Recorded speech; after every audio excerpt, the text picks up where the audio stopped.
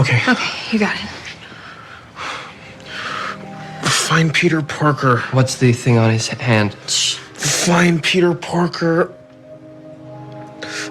Find Peter Parker!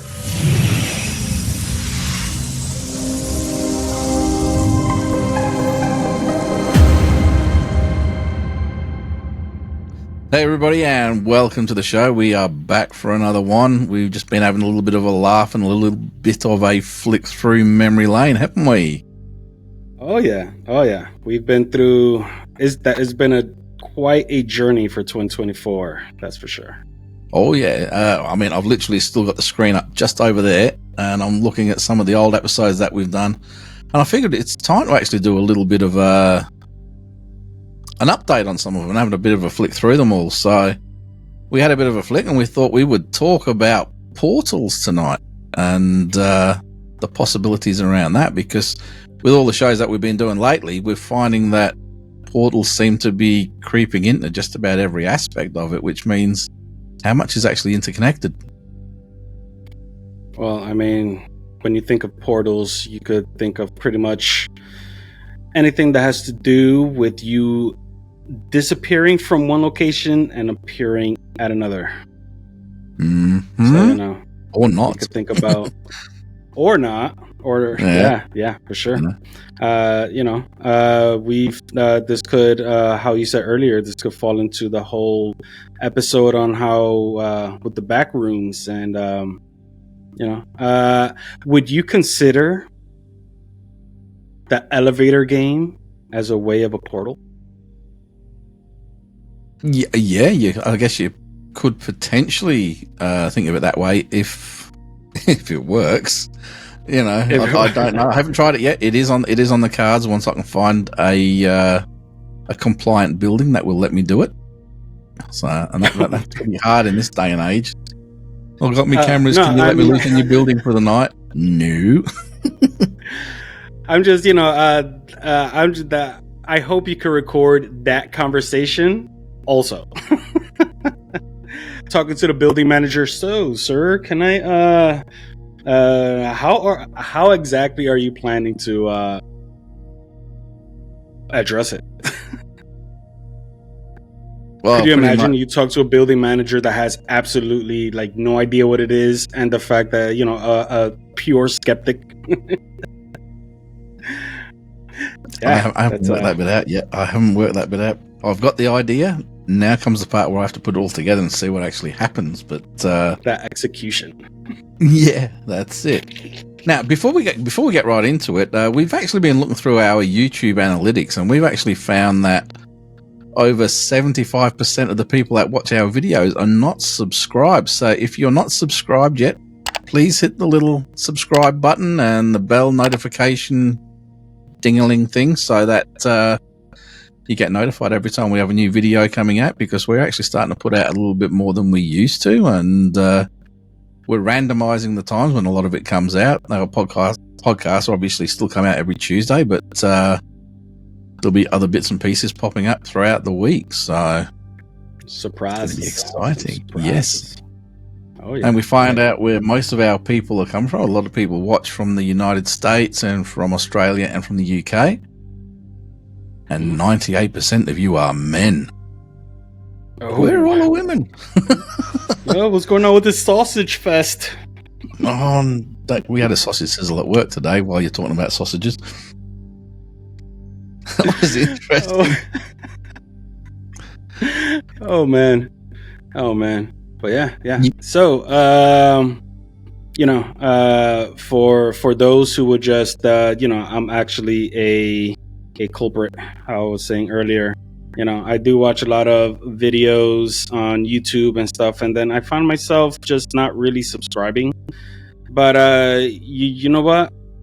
If that shame on me, because if I like your content, I should subscribe, because that actually helps the creator to keep on doing what they're doing, and to give them, this, hey, let's, another day at it, it's we are far from monetized or any of those kind of things. Podcasts are very hard to get monetized and stuff, but we do appreciate people showing a bit of love and clicking that subscribe thing, because we are going to start doing some more live streams as well. I've been looking into some new software to do live streams and things like that. Now, we do really want to get a fair number of people in for the live streams, because it's not really as fun a live stream if there's only 4 or 5 or 10 or 15 people in. We want more than that if we can.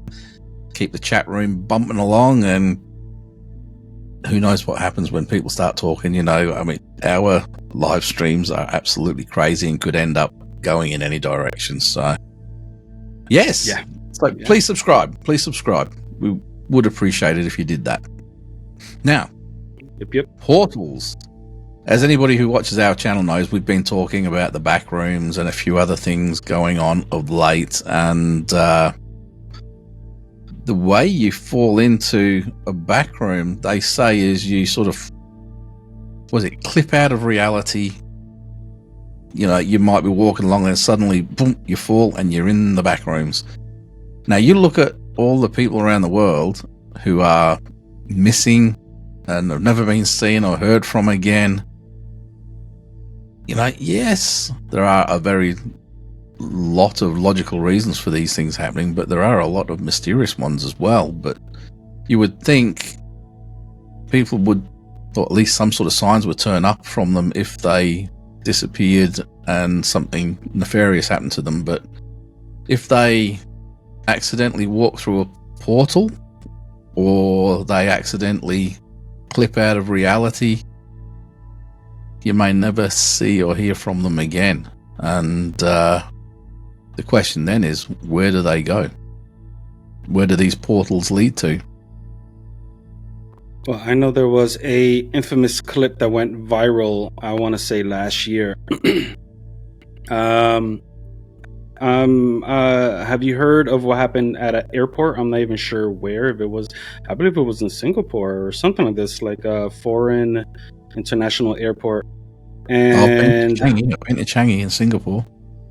And the CCTV caught, a regular day. Everybody at the airport, I believe they were checking in their luggages, and they were online, and it doesn't seem like there was a pause or a cut in the picture, but like a good 7-8 people disappeared.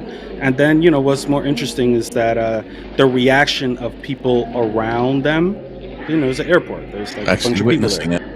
Yeah. Yeah, and then they're legitimately, they look confused. They look like scrambling people going all over the place. So your phrase of just getting clipped out of reality. It sucks not knowing what happens afterwards, but I guess that's why we're all so into the paranormal at the same time, because what actually does happen after death, right? Yeah. Now, we did a review of a film, some TV show actually, called Debris, and in one of those episodes, an actual, like a portal appears, and you see the silhouettes of people who've already fallen through to the other side, and they are able to sort of interact, and that was very interesting, because where are they? Are they in a parallel universe, like the TV show Sliders, ultimate, infinite different parallel universes, and they just go through their little portal, and they're jumping from one to the next until they hopefully find their way back home. But it'd be very hard to actually identify which is your actual home, because who knows how different all these different interdimensional, alternate dimensions there actually are, and how close they are to our reality, or how different they are. It could be as simple as, because they say for every decision that you make, and every decision that every other person, every other animal in existence makes, a new alternate reality is created.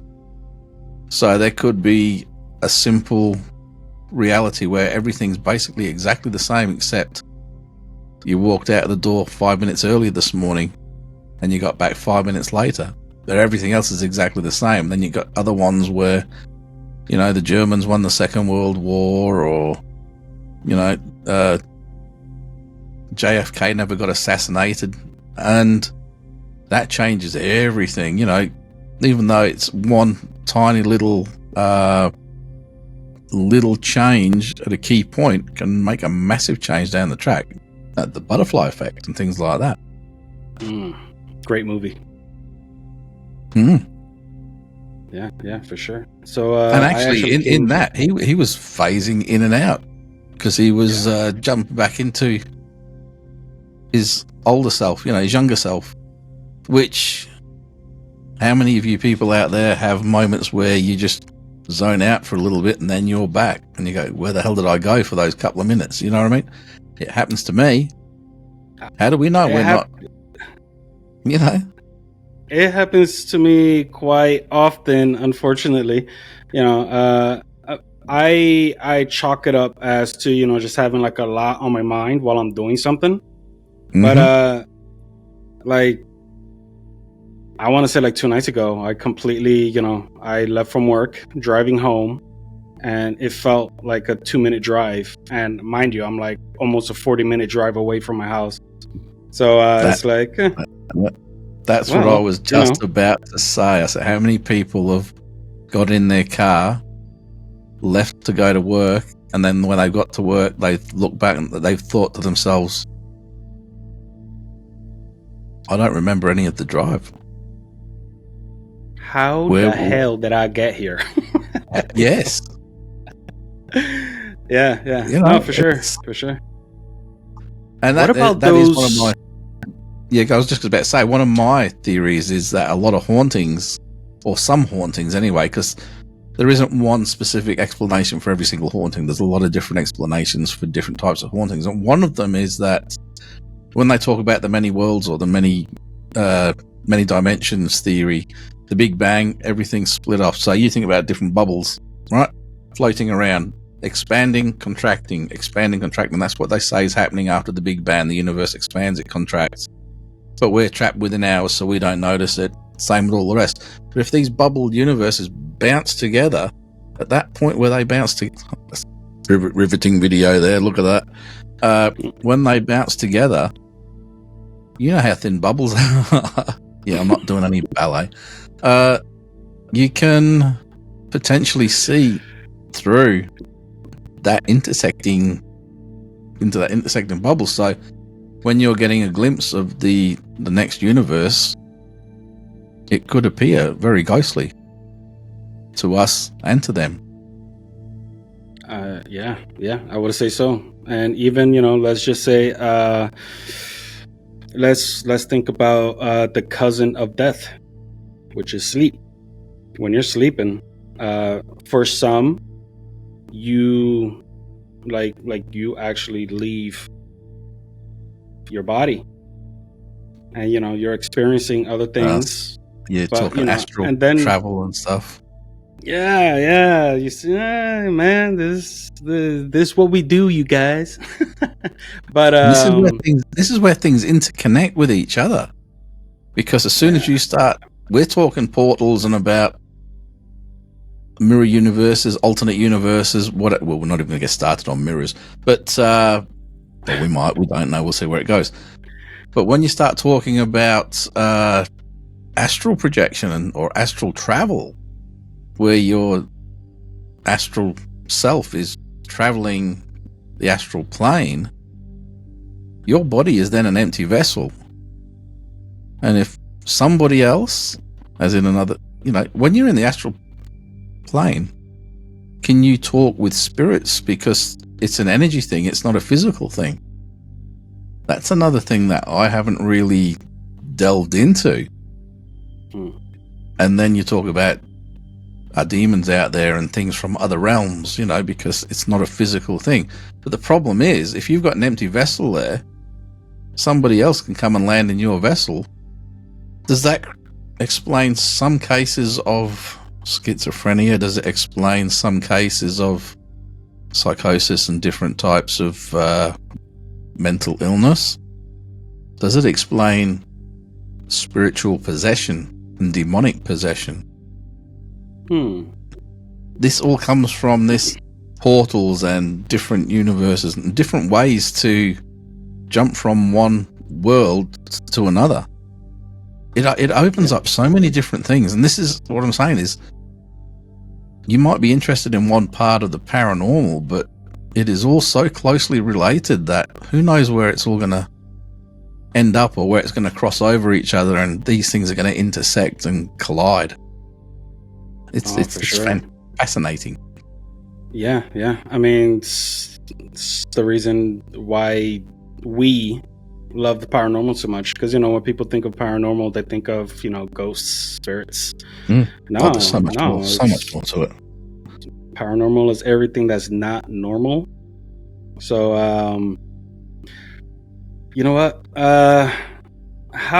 what if, right? I love these what ifs. Me too. What if, right? Because I'm sure this has happened to you, Gary, and to a bunch of our viewers. Have you ever had like this night where you just basically lay your head and it's like you blink and it's already morning? Yeah. People would say, it's because you're extremely tired and all this and that. But I mean, we're talking about a fraction of a second. You're blinking and then you wake up and it's like, God damn it, I need to go to work. Yes. So, that happens to me most weeknights. So what if, right? What if, and I'm talking to those that might believe in reincarnation, but what if that's how it is when you pass away? Like you're literally jumping into a whole other life, like a split of a second, like you're blinking and you're just, basically being reborn. And obviously you're not carrying all of your memories, because memories is just, not necessarily. Let me pose something to you just for a moment, right? Now this is going into a lot of regular talk and stuff like that. When you die, they say don't go to the light, right?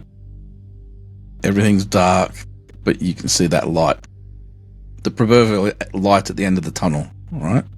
Don't go to the light because you die. What if your psychic self, your soul, whatever you want to call it, your interdimensional body, not your physical body, but your energy self goes through that tunnel? You've left your body because you're going through this tunnel now, so you've died. But when you get to the end of the tunnel, it's like coming straight out the birth canal into your next life. Now, the reason I say this is because my ex-wife, she once went to see a psychic, and she took my daughter when my daughter was only 6 months old or something like that. And my daughter was all laughs, she was all giggles, as she might have been a bit older than 6 months, but she was still a baby. She was all laughs and giggles. The moment this psychic even touched her hand, she went from laughing and giggle to stone cold, boom. And he said, she has been here before. She still has her old memories, and something to do with a man touching her has put her into a stone cold stare. And he said, she does not want me. So, he sort of stepped away and she stared him until she went away, and then she was all happy again. Right? What happens is, as a kid, there'll be things in your life that shape your life, and you will never forget them. But how many things in your life can't you remember? Countless. About countless. 90%. Exactly. So, your previous life, dissipates. And what he said was, by the time a kid reaches 3 years old, pretty much the old afterlife, in most cases, the old afterlife is gone. And it's their new life and their new memories that's taken over. How many kids can remember back that far? I can't. My first memories, I think I was 4, that I can remember. I was told I was about 4 or 5 years old. So that rings a bell with me. Is that another birth canal? Is it a portal from one world to the next? I mean, it just feels like it is.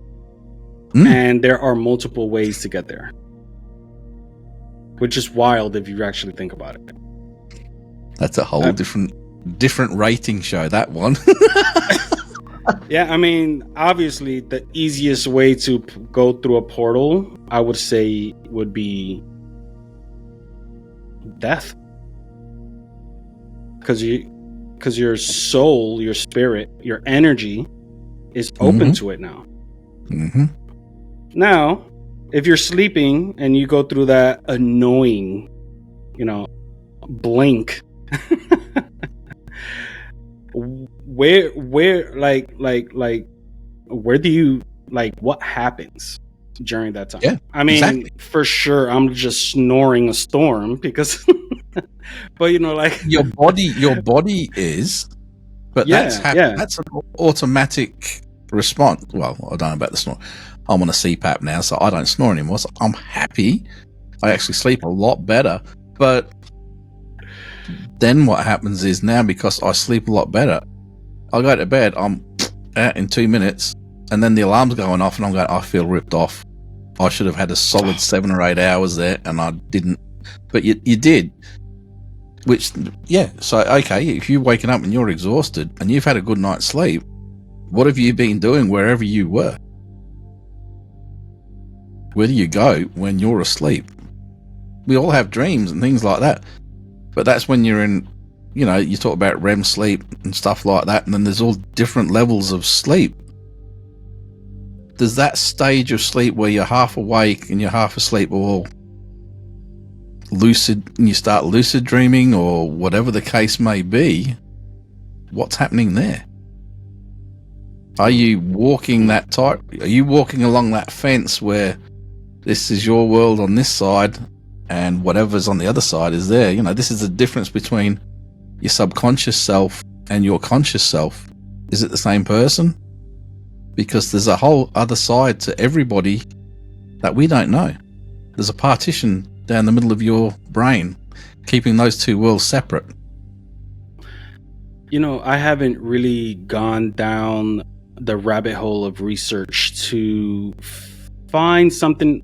I'm actually looking into an article, and it's talking about ley lines. There's, energy hotspots. Do you think whoever lives around these hotspots areas, do you think their dreams are more vivid? Yeah. Are more, physical? Can I say?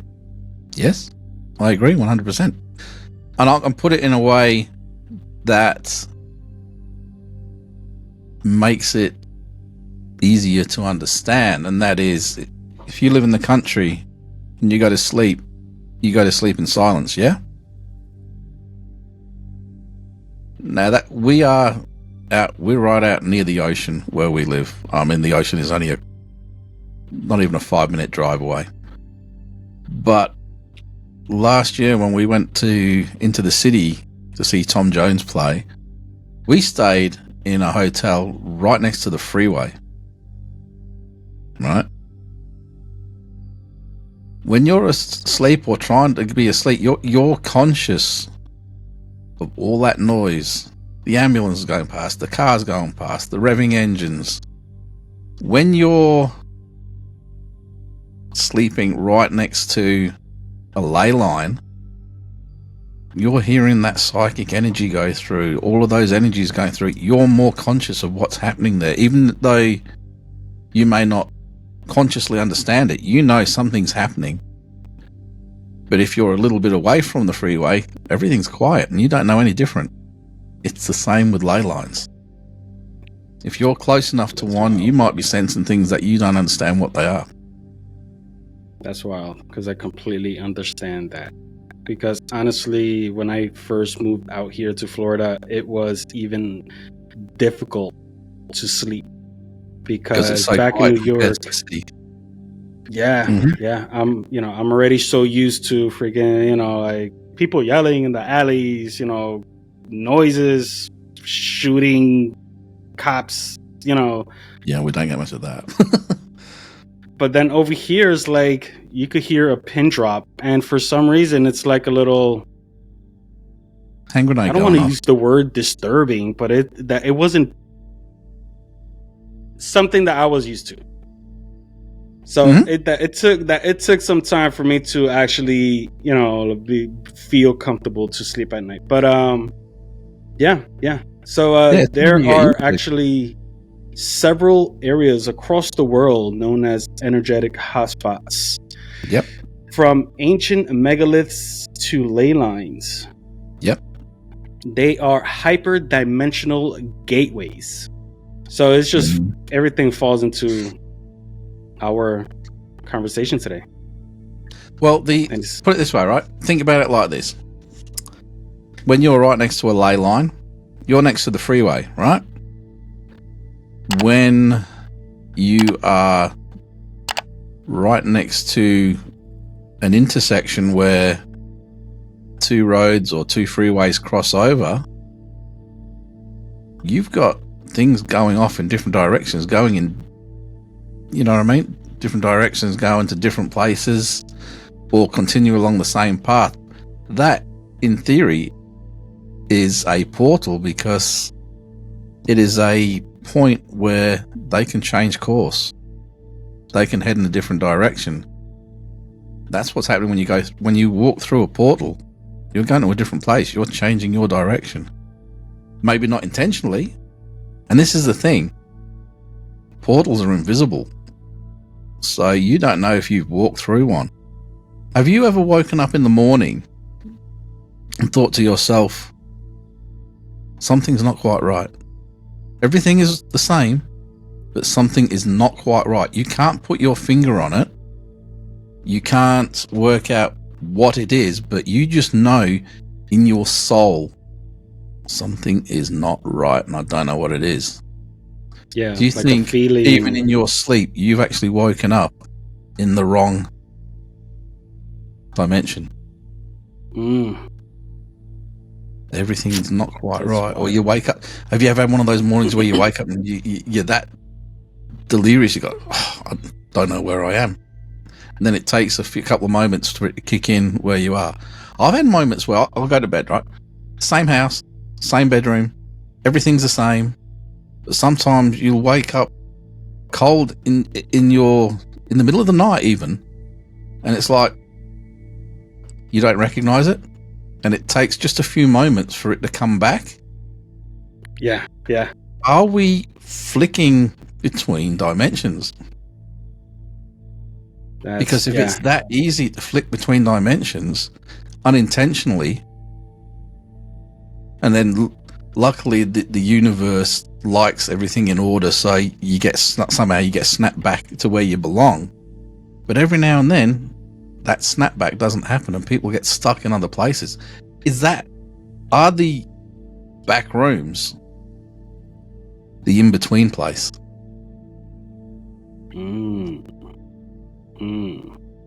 Let's let that settle in for a little bit, because that's because no, I mean, in all honesty, you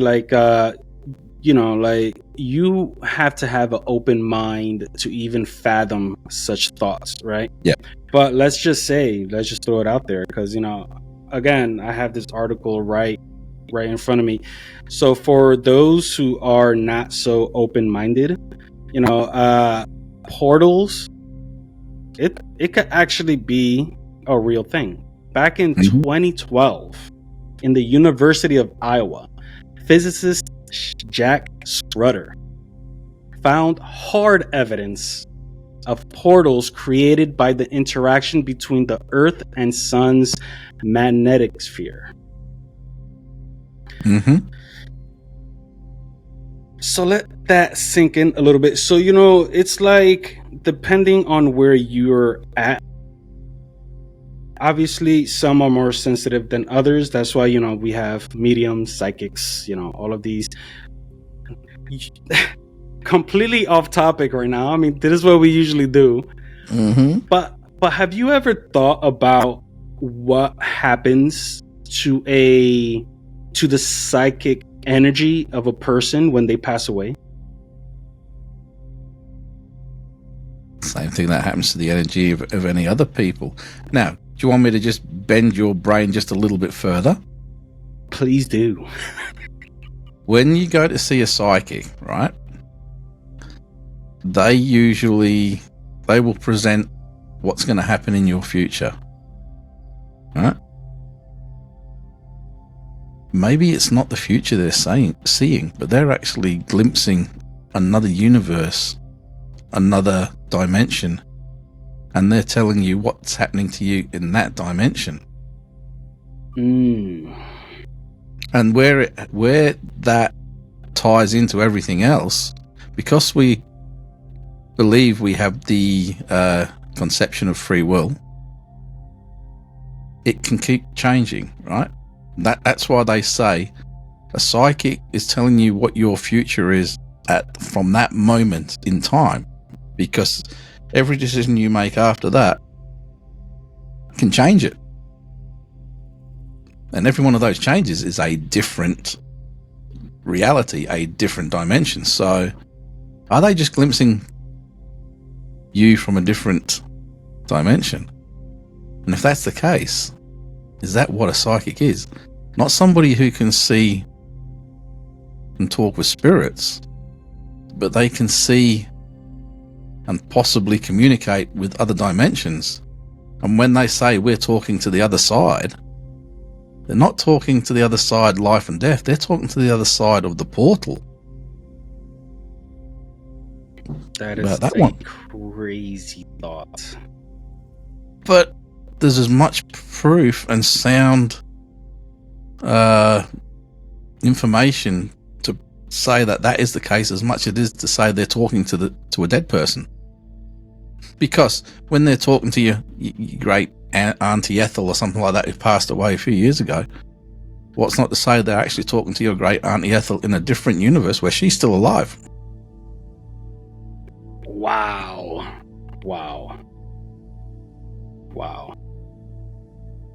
Portals, love them. Oh man. I mean, my mind. I mean,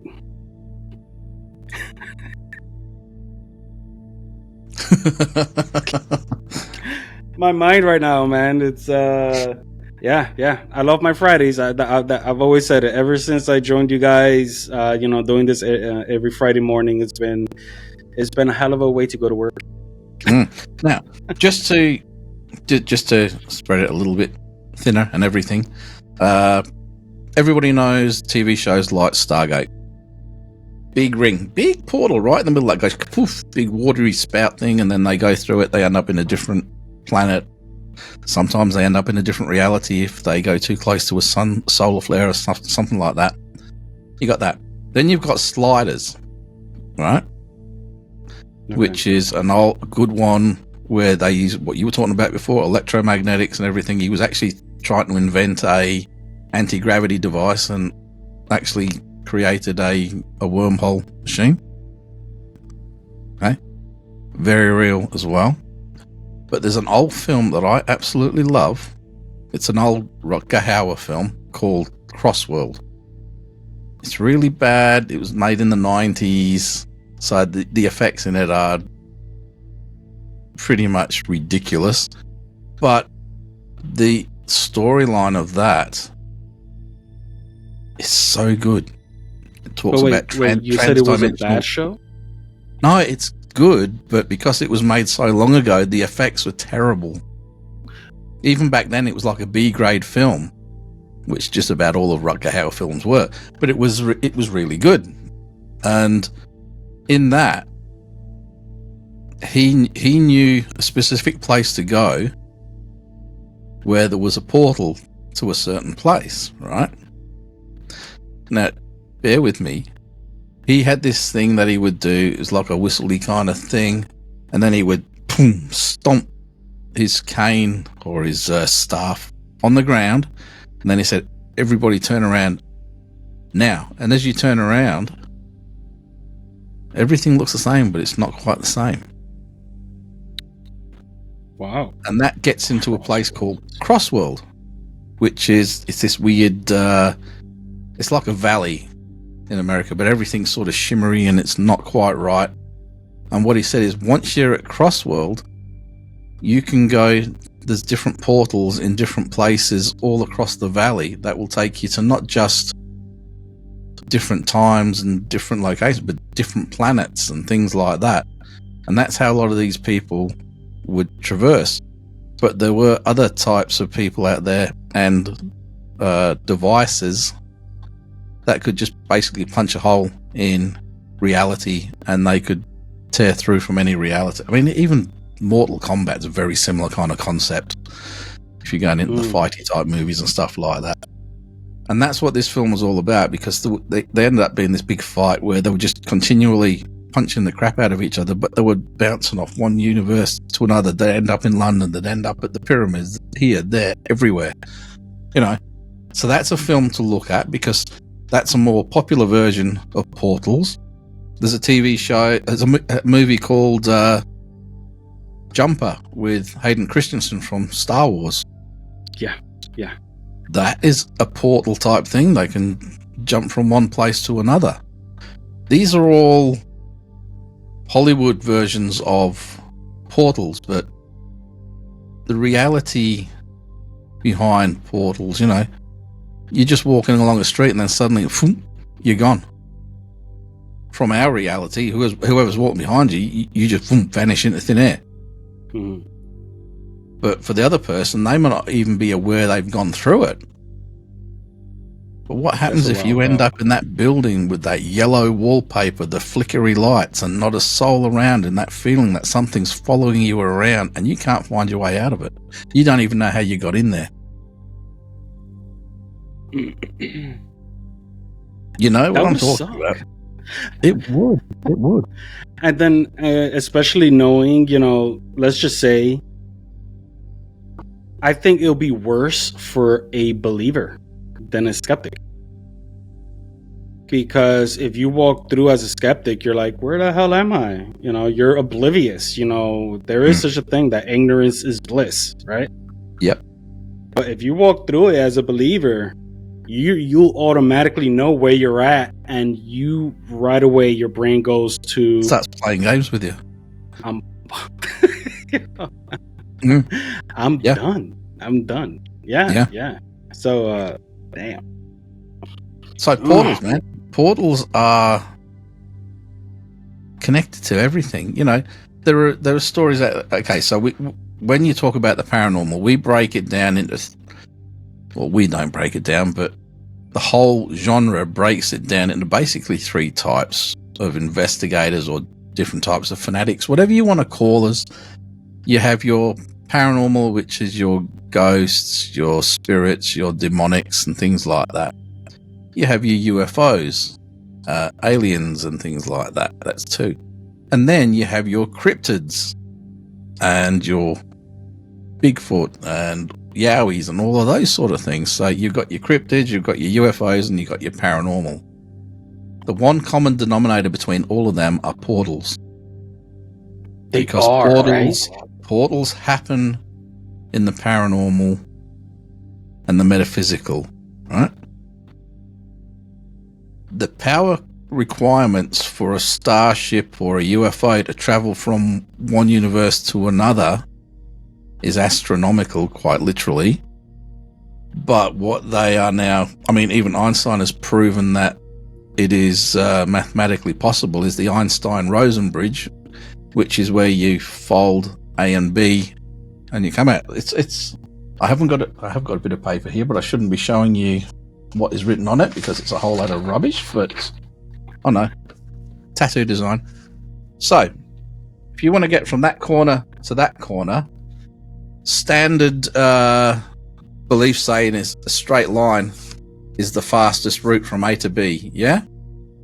Okay. Portal mechanics says, no, the quickest way is to fold that together, so A and B are together, and just go through it, and you've gone from A to B, and then when it opens up again, you've travelled all that way without. So if you can do that, if you can create a wormhole drive or a portal drive, you don't need a super high-powered engine to get you from A to B because you don't have to travel as far. Mhm. So that's where it falls into the alien side of things. And then with Bigfoot and cryptids, because you never find proof of them, and people have said they can just disappear just like that, the talk now is that they can use portals as well to just disappear and whatever. So all three of our major paranormal areas, the one common denominator is portals. Mm. You know, it tells me that they are real. It's just a matter of identifying them before you accidentally fall into one. Oh man, that is awesome. Yeah. And then there's another story which is not even paranormal or any of those kind of things. It's an actual recorded story of the guy down near where you are who left in his plane from Bimini to head to Miami. Now that's a 3 hour, I think it's about a 3 hour flight or something like that in one of these.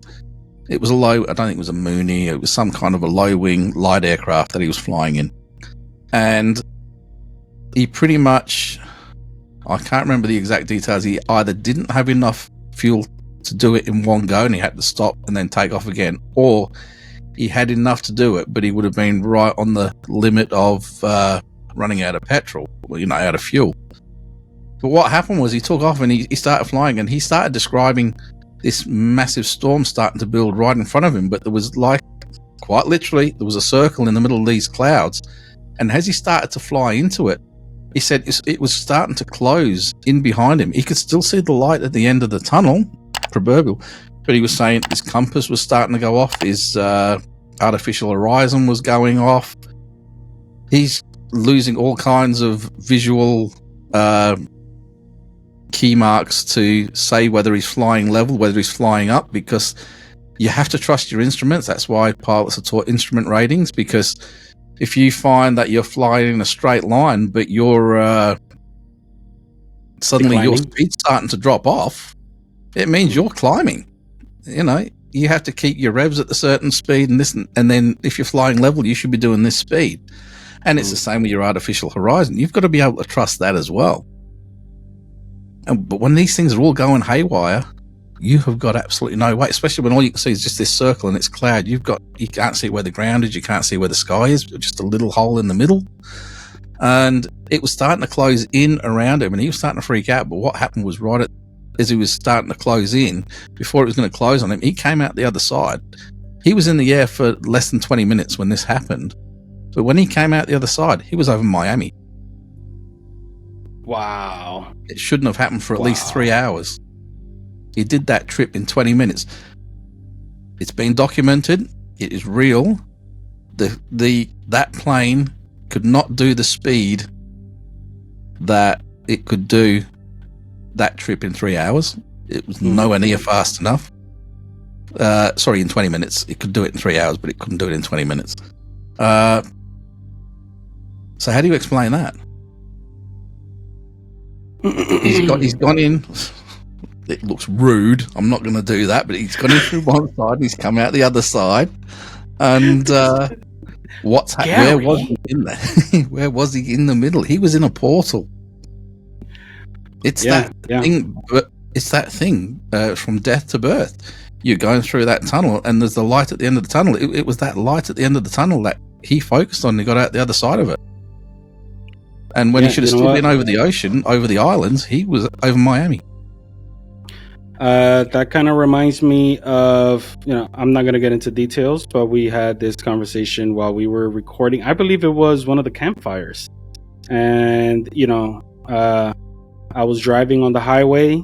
I got on to the BQE. Yep.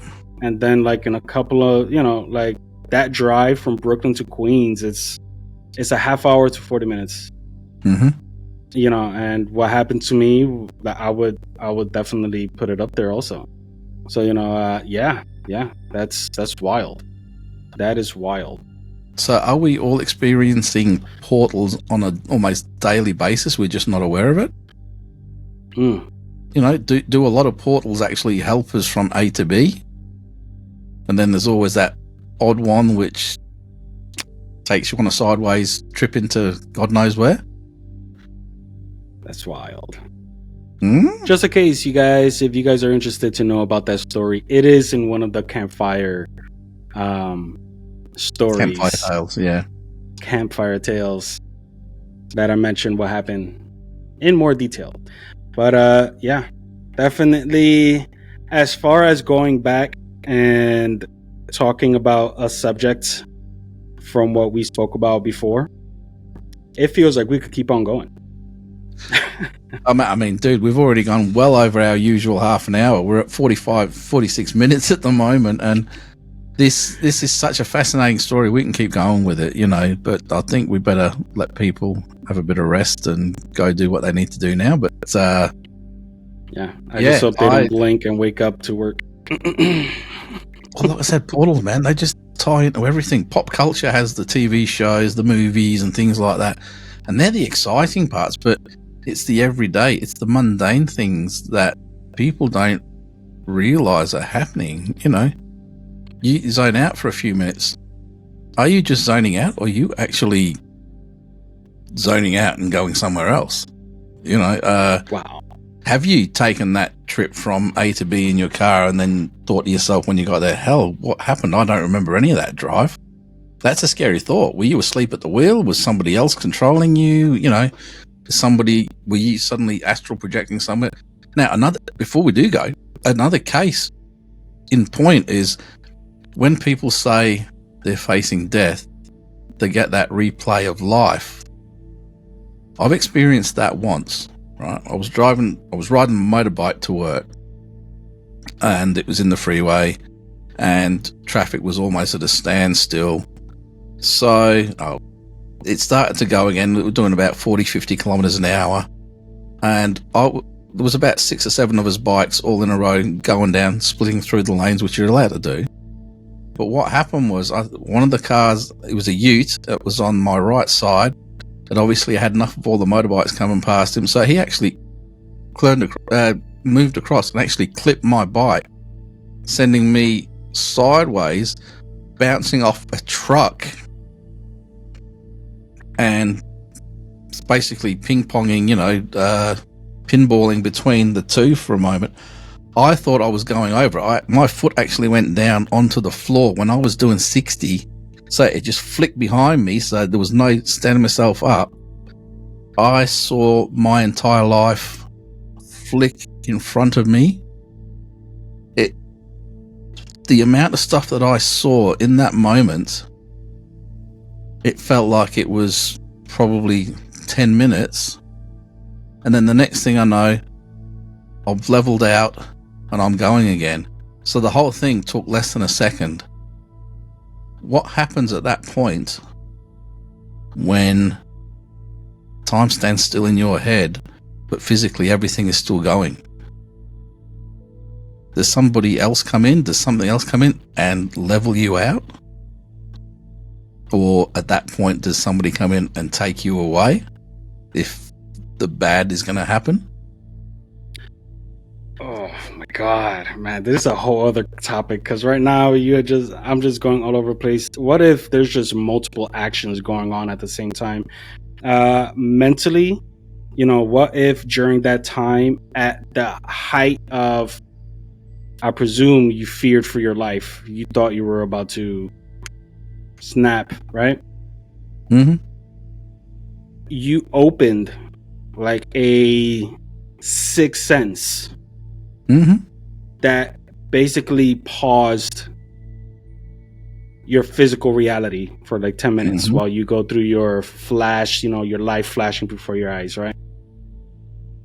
I have heard stories about how people would actually, pass away before the inevitable happens, just so they don't feel or being saved in a way without going through the process of death. All right. I know where you're going with this, and I've got something else to say about this as soon as you're right. Goes back to a TV show, like all of our stuff does. No, man. No, I'm saying, like, it could be like multiple instances, because I could relate. Once again, back to that story, back into that car from Brooklyn to Queens. Mm-hmm. Something geared my vehicle while I was going through this stage in my mind, at the same time reaching a destination that is that it can be done. So it's like so many things just. Yeah, well, based on what we were just talking about, have you ever seen a TV show called Dead Like Me? Dead Like Me, I have heard of it. I haven't watched it. Don't laugh. This is about a girl whose life is going not very well. I can't remember what city, whether it was New York or whether she was in LA or wherever she was. She was walking along a street, and there happened to be an accident on the International Space Station. Part of it blew up, and the toilet seat from the International Space Station came flying down to Earth and hit her in the middle of the head at God knows how fast, because it's come down, and it killed her. Right? And then she suddenly came back, and the premise of this whole show is that there are beings out there, reapers, beings, whatever you want to call them, that their entire job is they know where to be at what time, because somebody is going to die, and it is their job to pull their soul, their psychic body, out of the body just before the moment of death, so that when you die, you don't go through the pain, the physical pain of death. And that's what these people's jobs are. They just get a little sticky note, and there you go, you got to be here by this time, and it goes into some very weird and some very silly places because it's a TV show. But what if there is something out there that, I don't know, did they pull me from the brink, brought my bike back upright, and then pushed me back into that body? Or because people talk, some people die and then they come back. Near-death experiences. How near-death did they get? Did they pass through the portal and come back? These portals are every bloody where. Man, like, as soon as you started mentioning like reapers, just being there at a specific time, you just like clicked a thought in my head. The same thing with the Men in Black.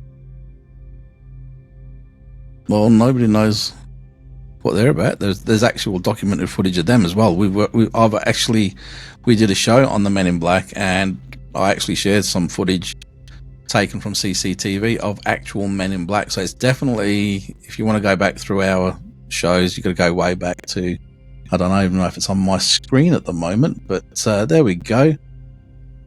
Episode 20, Men in Black. UFOs and the Men in Black. Man. And there's actually footage in that one.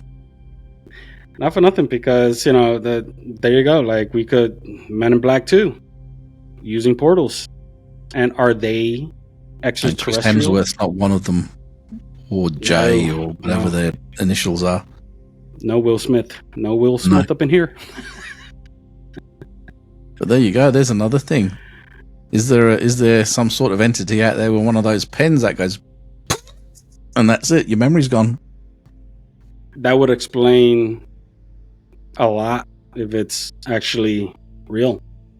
But just to throw one more fact check out there, you guys could, Google Gate of the Gods.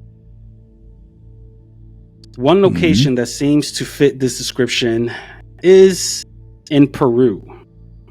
So there is a lake. I'm gonna like chop this word up. Titicaca. Lake Titicaca, yeah. Lake Titicaca. Right? That there is it looks like a door. It actually looks like a door. Reaching 23 feet in both height and width. And it is carved into a mountain. The mountain is called Hayumarca.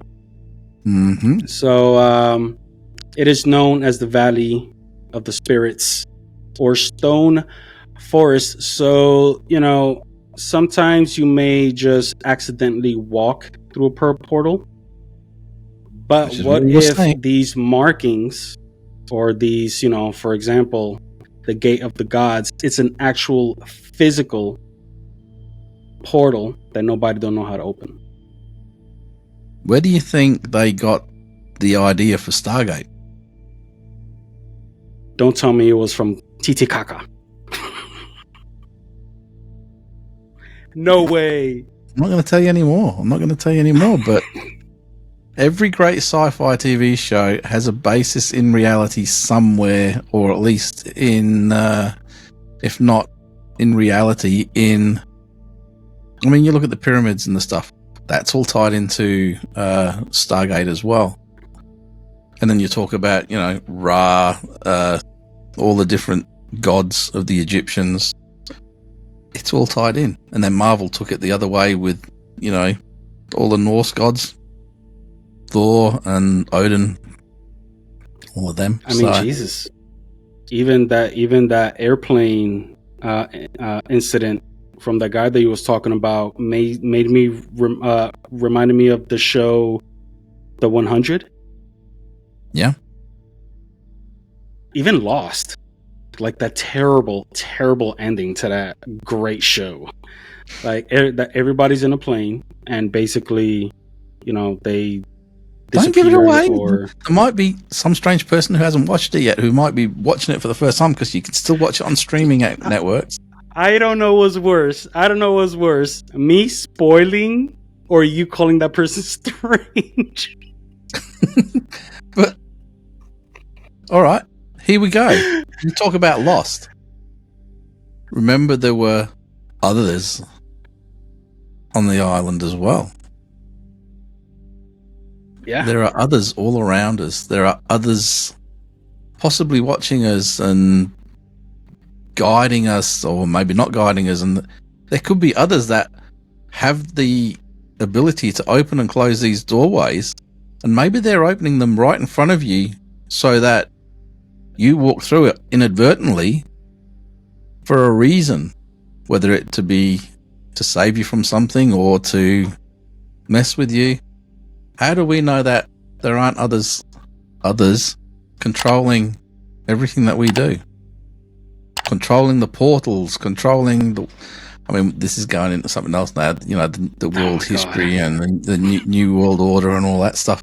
This is what I'm saying. Everything does tie into each other. You repeated others so many times, and I'm just thinking about the movie The Others with Nicole Kidman. They're, they're all, they're... Okay, I'm gonna spoil it again. Don't. But I've mentioned this before as well. When we were down in Albany, we had a situation there which was very others adjacent, revolving around a board session that we were doing and a connection that we made who saw us as the spirits because this person was alive in 1913. I'm just saying, we mentioned like 4, 5, possibly even 6 movies, TV shows in this one video of ours. Mm-hmm. If for any reason there is a spike of maybe 400 people, we have how many subscribers? We need 2 more subscribers to hit 400. Please, come on, hit 400. Let's at least 2 of you out there. Please hit our subscribe button for us just to make our night. I'm just saying, if for some reason any of these movies catch a spike of about 400 people, we should get paid for it. We should get paid for it. I'm just saying. Yeah. We bringing it back. We bringing it back. That's it. Anyway, on that, we are going to have to go because we have kind of just done 2 episodes in one because we're at an hour now. Back to the old school days. But portals, they're around us all the time. Do you ever wake up going, that was too quick a night's sleep? Or do you ever get to work and go, I don't remember driving to work. Where the hell was I? What was going on? Or do you ever have anything weird happens? Let us know in the comments below because we would love to know. And if we have some really cool stories in there, we may just do a whole episode just on that story. So I would love to hear your experiences with portals, no matter what type. We'll definitely give a shout out and talk about your story. That's cool. That'll be dope. Anyway, until then, it's time for us to portal out of here. So until next week, see you later. I'm waiting for you to go see you later too. You just got into a complete portal. You're just going, yeah. See you later, alligator. He's using buttons. It's that time of the night where we can do weird things like this. Or if you prefer... Oh my god. Wait, did I change it? I'm not even sure if I changed it. But you just don't sound anywhere near as cute as me.